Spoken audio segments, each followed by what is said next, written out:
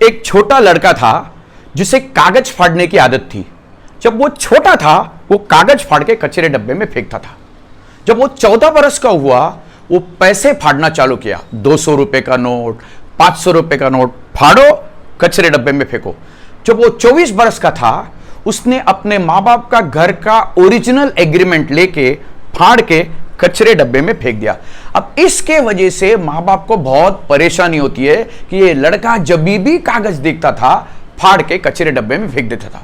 तो इन्होंने बोला यार इसका कुछ तो इलाज करना चाहिए।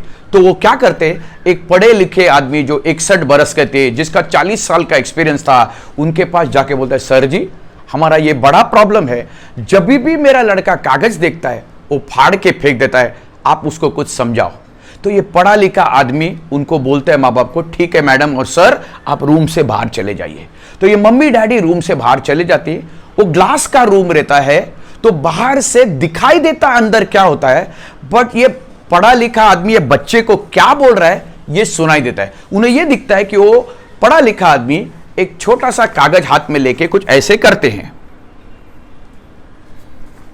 बस अगले दिन जब घर जाते हैं मम्मी उसे पेपर देती है। वो बोलता है मम्मी ये मैं नहीं फाड़ूंगा क्योंकि ये कागज है। मम्मी एक 500 रुपए का नोट देती है। वो बोलता है नहीं मम्मी मैं नहीं फाड़ेगा क्योंकि ये कागज है।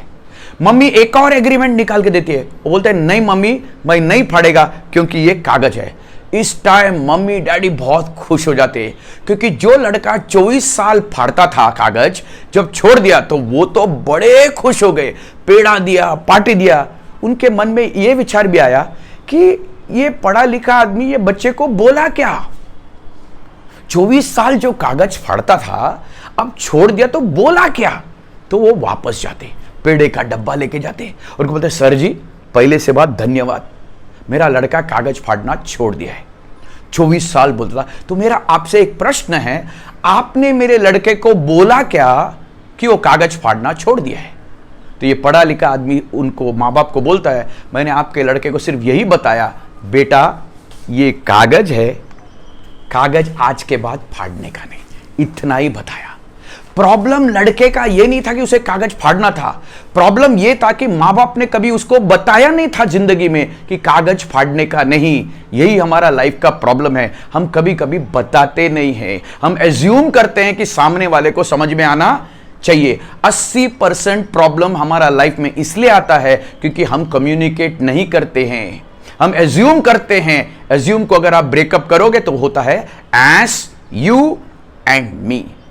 स्टेट द ऑब्वियस, जो हकीकत है उसको भी आपको बताना पड़ेगा।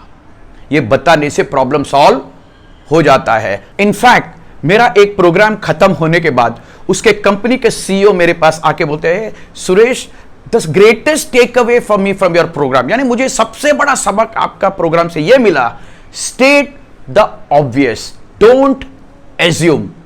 80% प्रॉब्लम हम कम्युनिकेट नहीं करते इसीलिए होता है। Life is simple, state the obvious. इस YouTube चैनल को सब्सक्राइब करने में और बेल बटन दबाने में भूलिएगा नहीं। मेरा आपसे निवेदन है कि आप इस वीडियो को जितना हो सके लाइक और शेयर कीजिए, क्योंकि आप एक निमित्त हो सकते हो किसी न किसी इंसान का लाइफ सिंपल बनाने में इस दुनिया में। धन्यवाद।